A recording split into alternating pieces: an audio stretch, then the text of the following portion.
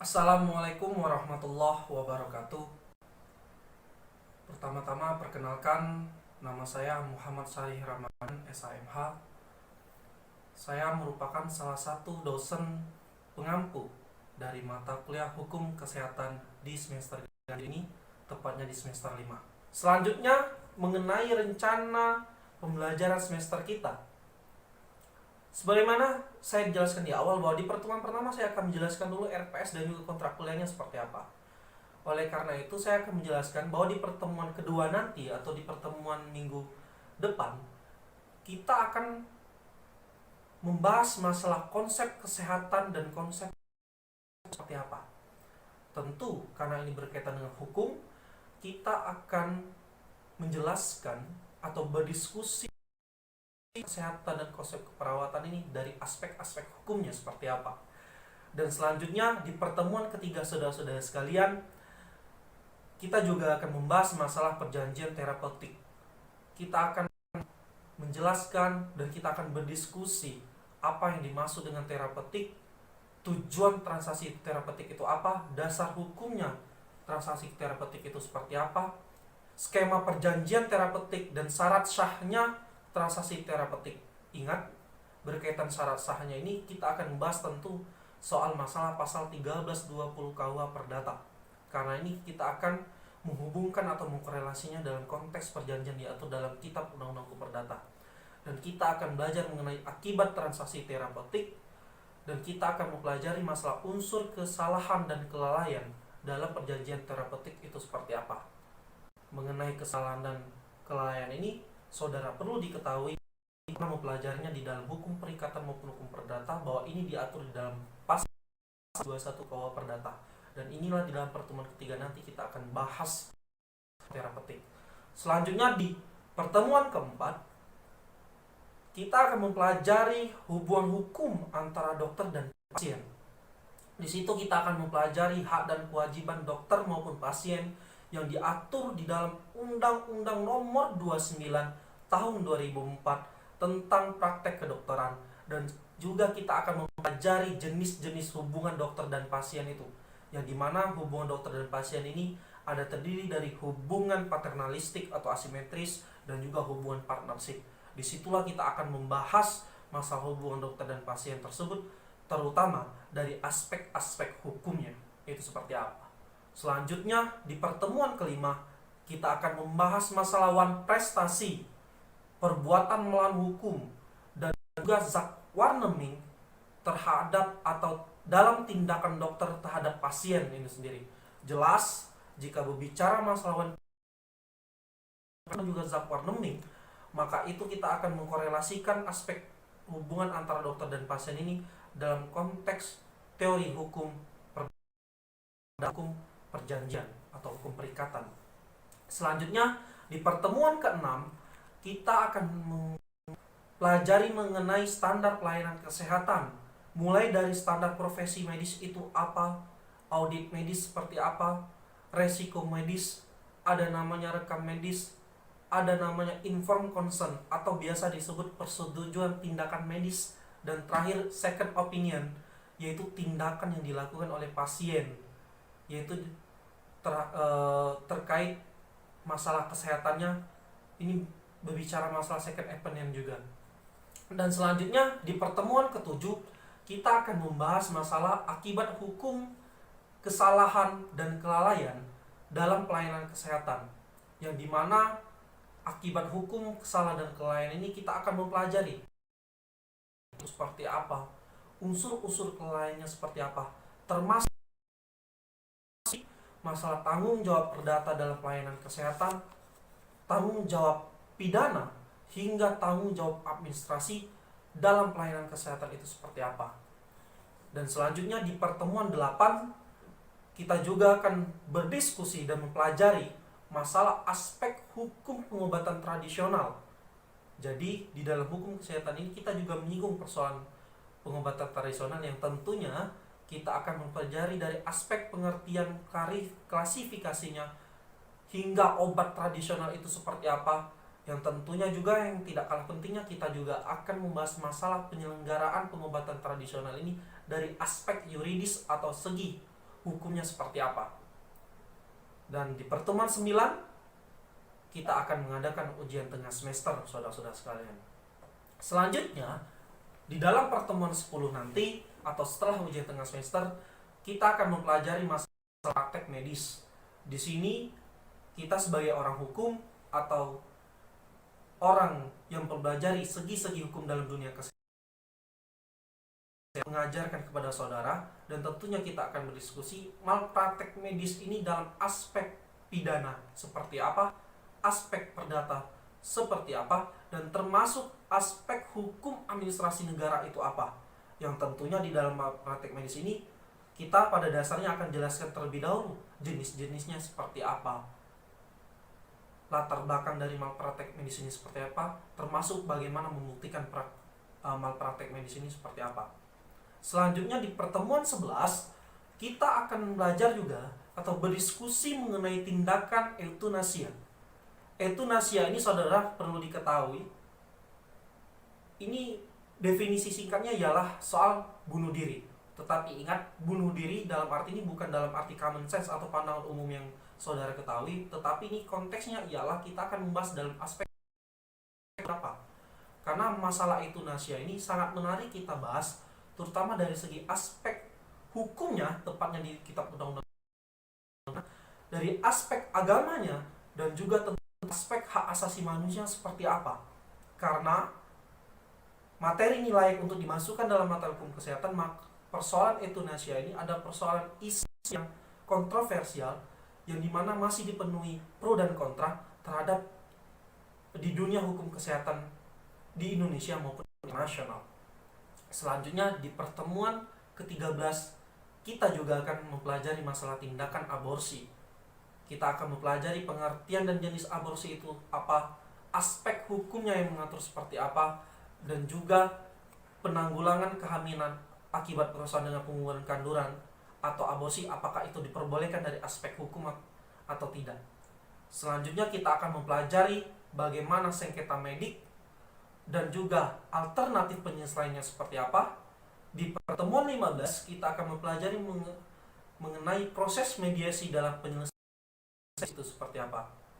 Dan pertemuan terakhir di pertemuan ke-16, baiklah sekilas dari penjelasan saya mengenai rencana pembelajaran semester dan juga kontrak kuliah mata kesehatan ini. Sampai jumpa di pertemuan selanjutnya dan materi yang akan saya sampaikan. Sekian, terima kasih. Mohon maaf jika ada salah. Wassalamualaikum warahmatullahi wabarakatuh.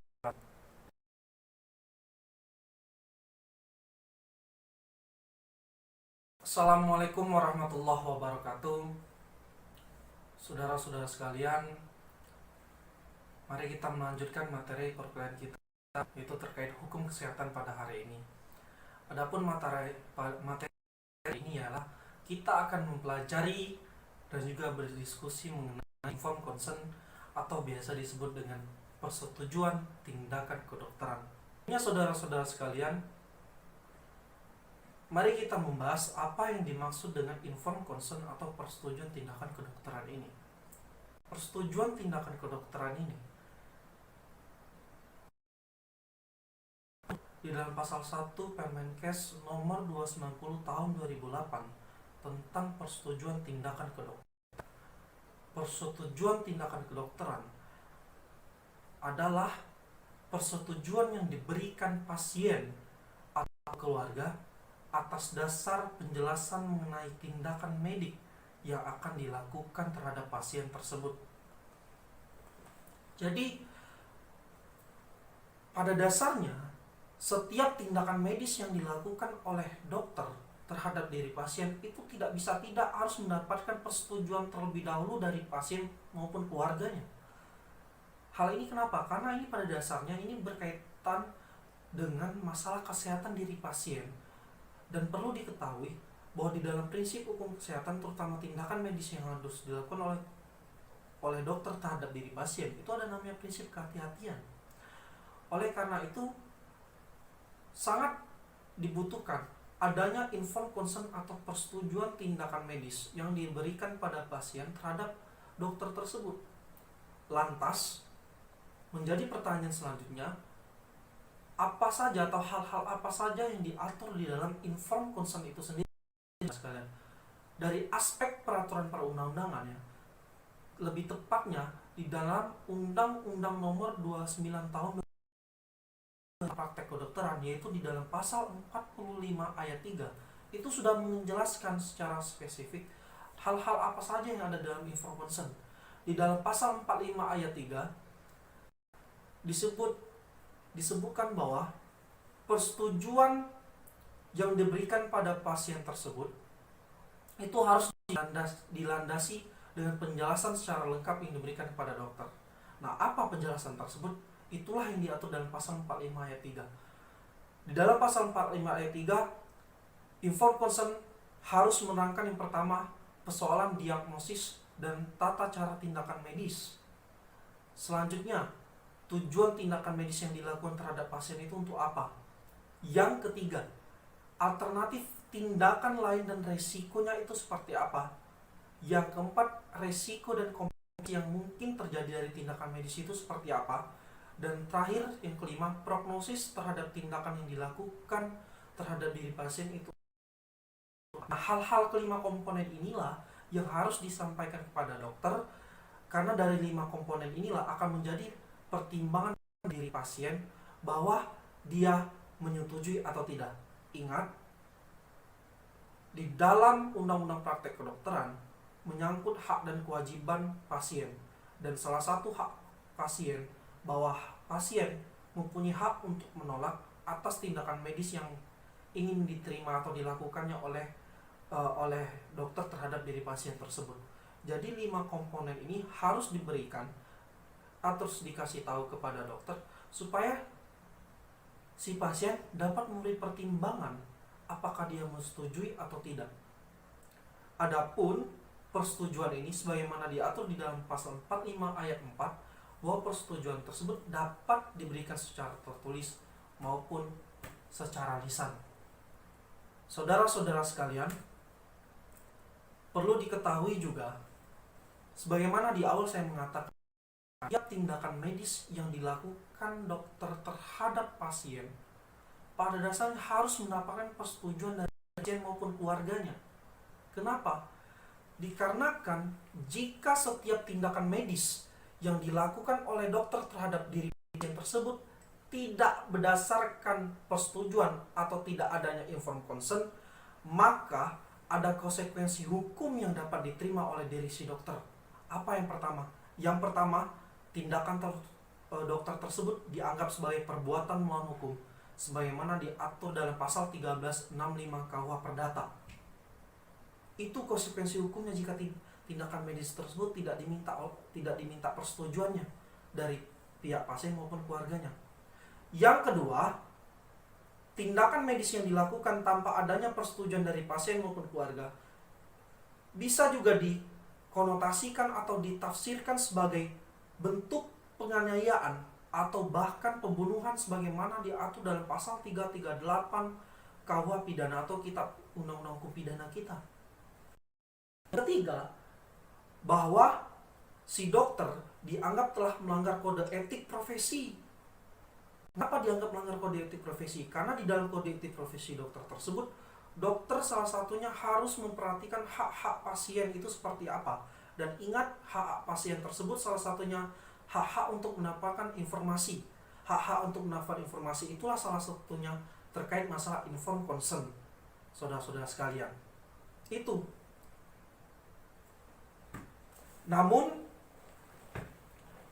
pada dasarnya atau secara landasan fundamentalnya, landasan yang mendasari, saya mengatakan bahwa tindakan medis dari si dokter itu harus mendapatkan persetujuan dari si pasien.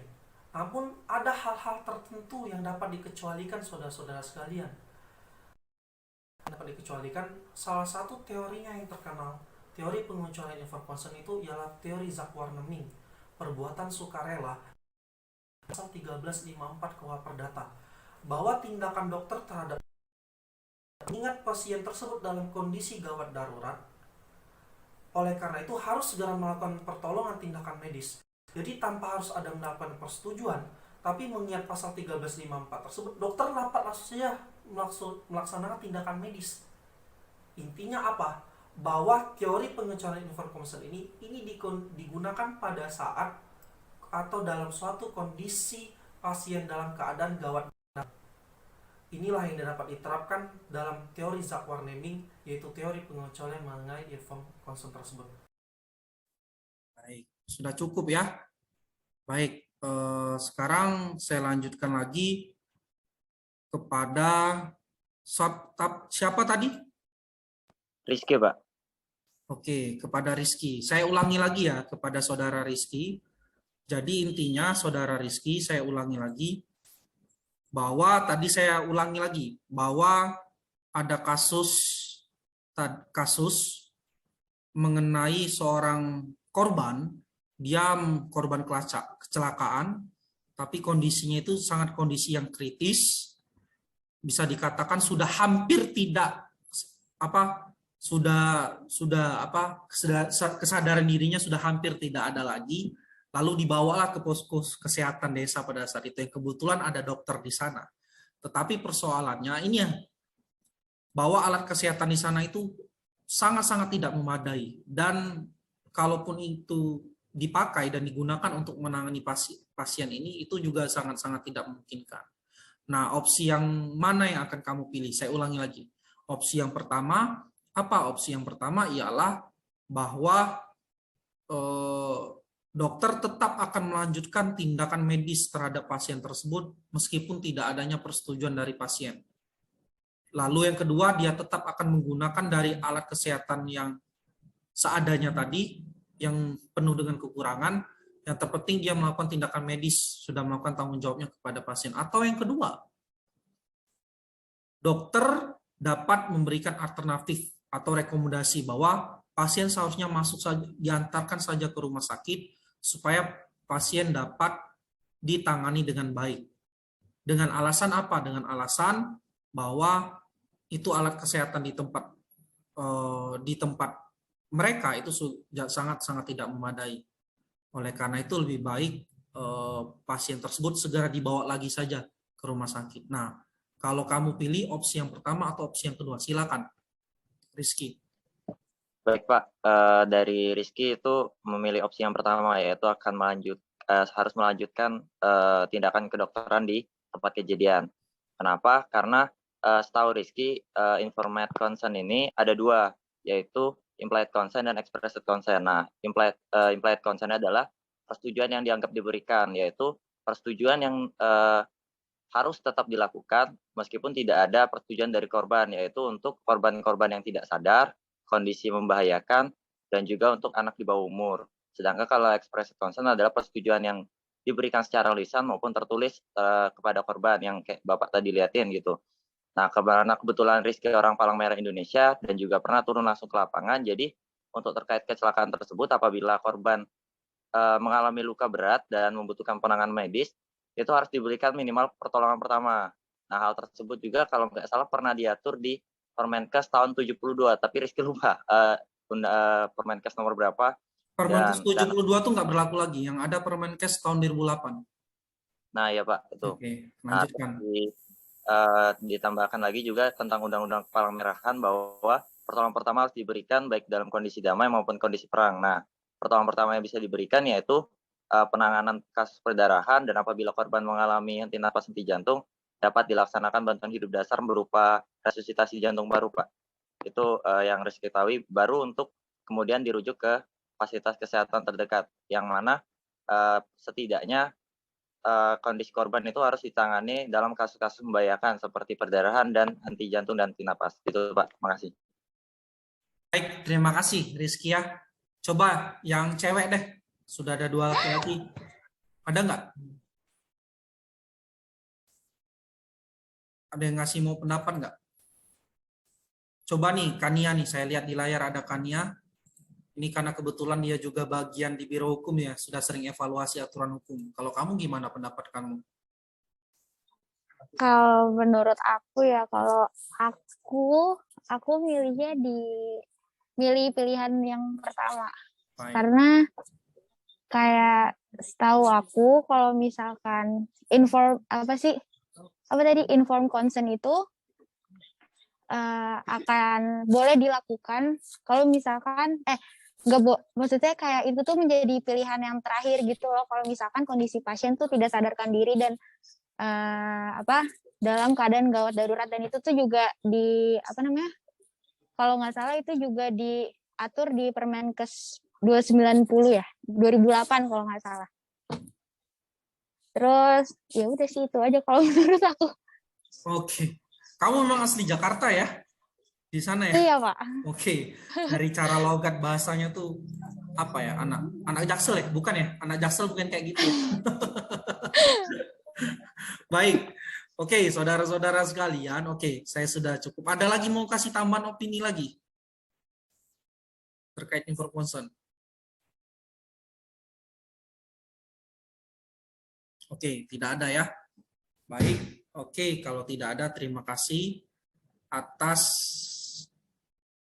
jawaban-jawaban dan tanggapan-tanggapan saudara-saudara sekalian terkait masalah inform consent yang sudah saya sampaikan. Terima kasih atas waktu dan kesempatannya. Salam sehat, tetap semangat. Wassalamualaikum warahmatullahi wabarakatuh.